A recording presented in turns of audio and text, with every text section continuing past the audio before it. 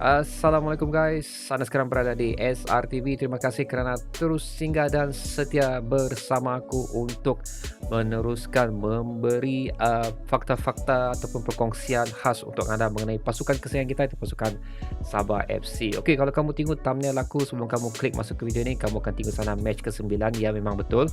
Walaupun Sabah baru melalui beberapa perlawanan saja kerana perlawanan sebelum ni actually telah ditangguhkan oleh FAM oleh sebab-sebab tertentu dan telah dianjakkan ke tarikh yang telah ditetapkanlah. Kamu boleh cek di Malaysian Super League punya website.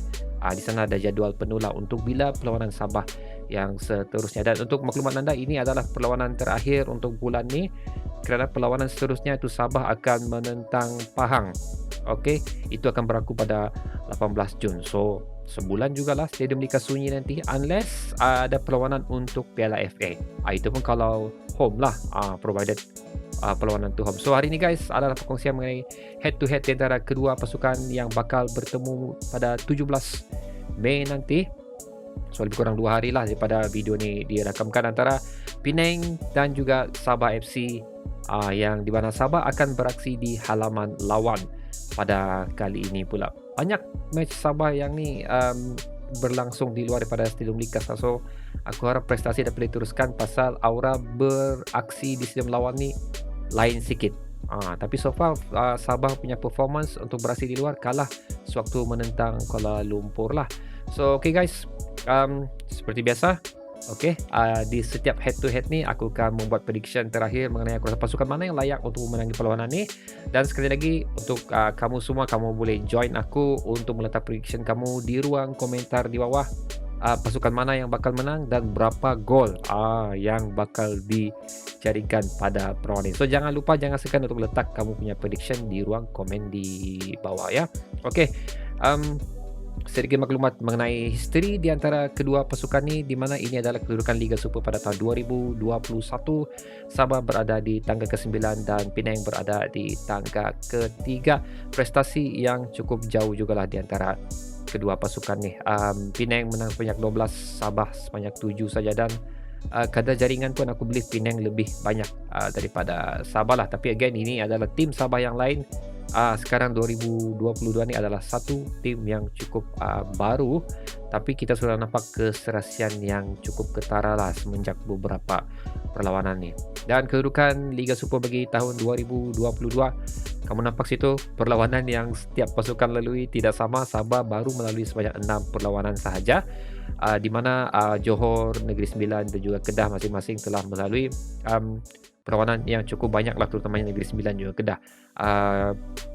JDT baru 5 perlawanan, tapi diorang belum mendapat sebarang kekalahan dan membuatkan mereka masih berjaya untuk mengekalkan kedudukan mereka di tangga pertama sebanyak 15 poin, di mana kita baru saja mengutip 12 poin. Walau macam mana pun jangan risau guys, kita tangga kedua sebelum tu kan. Kita jatuh tangga keempat bukan pasal prestasi kita kurang cemerlang, cuma kita tidak beraksi untuk 2 perlawanan. So, okay, jangan panik dulu, jangan panik. So, ini adalah pertemuan di antara kedua pasukan pada perlawanan sebelum ni, itu pada tahun 2021 dan 2019, di mana kalau kita tengok sini, Sabah tidak mempunyai sebarang kemenangan, tidak mencatat sebarang kemenangan pun di sepanjang pertemuan. 2 perlawanan di Liga Super pada tahun 2021 mencatatkan 1 kemenangan untuk Penang, iaitu mereka menang di Stadium Likas sebanyak 3 gol berbalas kosong.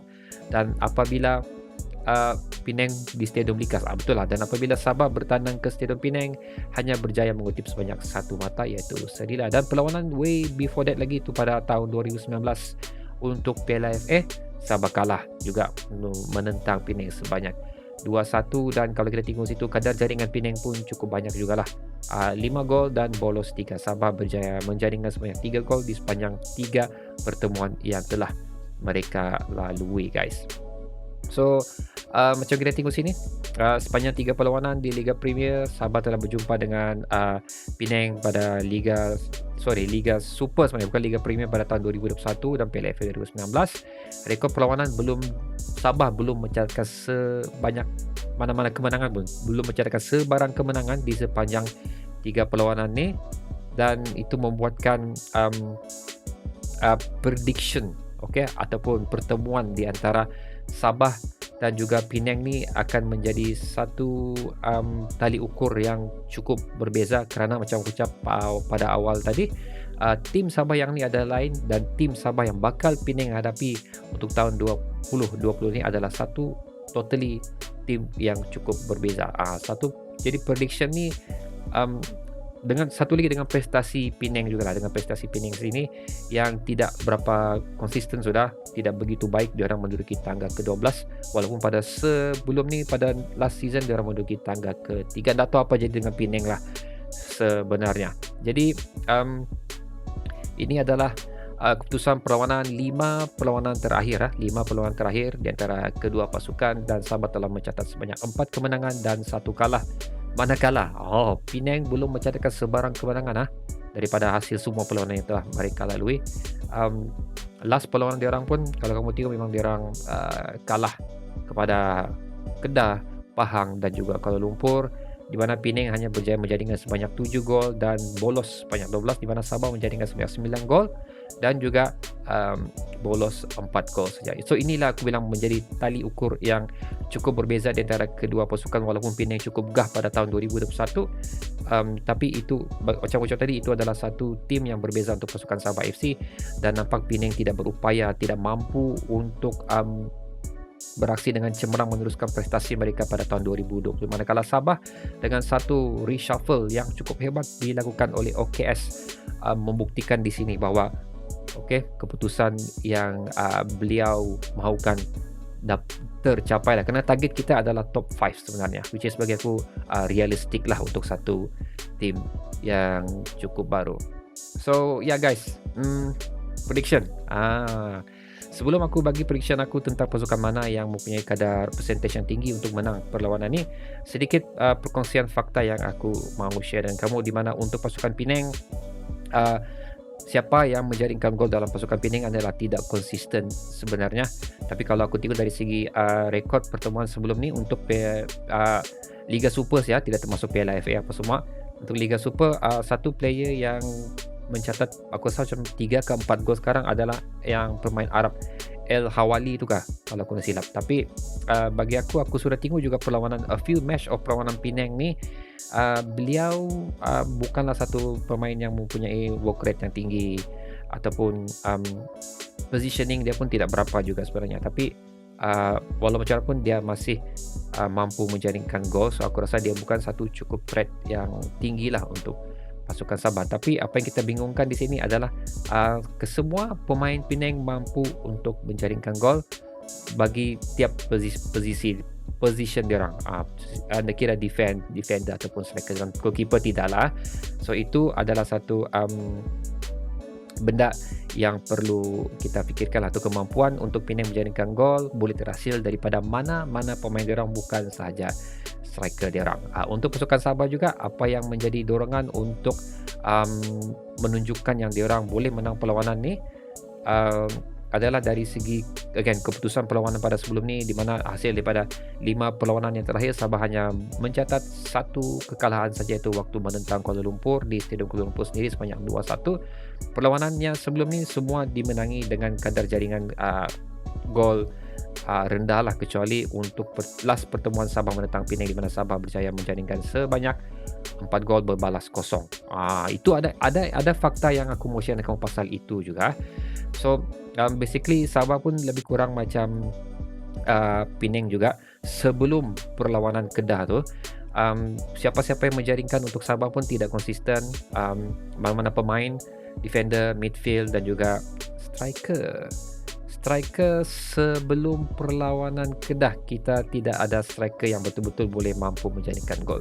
So situasi Sabah juga agak sama, di mana kesemua pemain mampu untuk menjaringkan gol, kecuali selepas kehadiran Amri Yahya pada perlawanan menentang Kedah, di mana beliau telah berjaya membolos Kedah, gol gawang Kedah sebanyak 4 kali. So hat-trick untuk beliau. So adakah Amri Yahya akan diteruskan menjadi kesebelasan utama, penggempur utama gandingan Taiki Kegayama? Amri Yahya dan juga Sadil akan diteruskan, ataupun Neto Pessoa telah pun kembali pulih dan bersedia untuk dimasukkan kembali ke dalam kesebelasan utama? Tidak ada news untuk Neto Pessoa sepanjang ni lah, tapi Kalau kita tengok siapa yang lebih layak di depan, aku rasa kamu sendiri tahu jawapan dia siapa yang lebih layak untuk mengetuai jentera serangan Sabah. So satu lagi yang aku cakap tadi, ada satu fakta yang aku mau share dengan kamu, di mana sekiranya Sabah mampu untuk menjaringkan sebanyak 4 gol, di mana kita tengok waktu perlawanan PJ City Sabah menang 3-1 dan perlawanan Kedah Sabah menang 4-0 di Stadium Likas sendiri. Okey, itu fakta yang pertama, beraksi dengan cemerlang di Stadium Likas. Kedua, apabila pasukan tersebut tidak menurunkan penjaga gol utama diorang. Itu guys. Kamu boleh cek ya, kamu boleh cek ni waktu perlawanan PJ City ada dimentionkan oleh komentator yang PJ City tidak menurunkan penjaga gol utama diorang, sebaliknya adalah penjaga gol gantian oleh kerana kecederaan. So Sabah mampu membolos gawang PJ City sebanyak 3 kali, dan kalau aku rasa kamu semua tahu untuk perlawanan Kedah menggantikan penjaga gol diorang pada separuh masa kedua kerana kecederaan, dan di situ kita berjaya menjaringkan gol yang seterusnya. So itu adalah fakta yang menarik yang kita tidak tahu apa akan jadi sama Penang ni, sama ada dia akan menurunkan kesebelasan utama atau ada pertukaran dari kesebelasan utama diorang, dan penjaga gol mana yang bakal turun dalam perlawanan. Itu antara fakta-fakta yang aku mau bawa kamu tengoklah. So okay guys, prediction terakhir untuk perlawanan ni adalah aku memberikan kemenangan ataupun kadar red percentage yang tinggi untuk Sabah walaupun diorang beraksi di Stadium Penang sebanyak 65% dan juga Penang sebanyak 35%. Again, ini adalah kerana dari segi keputusan perlawanan Penang sebelum ni, prestasi diorang yang tidak begitu bagus. Walaupun mereka mampu menjaringkan gol, tapi mereka tidak mampu bertahan. Kalau kita tengok sini, mereka telah bolos sebanyak 12 gol. So aku believe Sabah boleh menjaringkan gol dalam perlawanan ini, tapi kita tidak tahu berapa. Dan kedua adalah prestasi pasukan Sabah sendirilah. Okey, kita telah OKS telah menemui kombinasi yang terbaik di bahagian hadapan, di mana menggabungkan Sadil Amri dan juga Taiki Kagayama. Dan aku tengok daripada a few match, Sadil memang okey. Sadil memang okey walaupun ada kritikan untuk saya, tapi aku tengok Sadil memang okey. Tapi aku tengok yang di sini menarik perhatian aku adalah Taiki Kagayama, di mana macam beliau sudah cukup selesa untuk beraksi di Liga Super. Dia sudah start macam berani untuk menggelecek dan mengeluarkan skill-skill dia. Itu antara pesan yang personality atau pemain yang aku akan bagi fokus untuk perlawanan menentang Penang ni, di mana Taiki Kagayama aku rasa mampu untuk membuat perubahan ataupun threat untuk Penang pada perlawanan ini. Walaupun mungkin bukan dia yang menjadikan gol, tapi banyak gerakan Taiki Kagayama yang membawa ke gol. Itu yang sumbangan Taiki Kagayama lah di sepanjang perlawanan yang aku tengok. So guys, itu adalah perkongsian aku dan prediction terakhir untuk perlawanan Penang menentang Sabah ni. Sekali lagi, aku juga ingin melihat prediction kamu.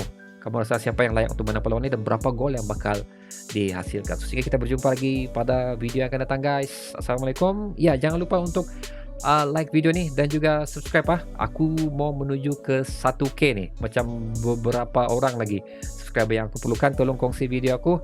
InsyaAllah kalau kita dapat sudah 1K, aku akan cuba untuk membuat giveaway. Apa giveaway tu? So kita tengoklah, yang penting kita hit dulu 1K tu. So assalamualaikum sekali lagi. Bye.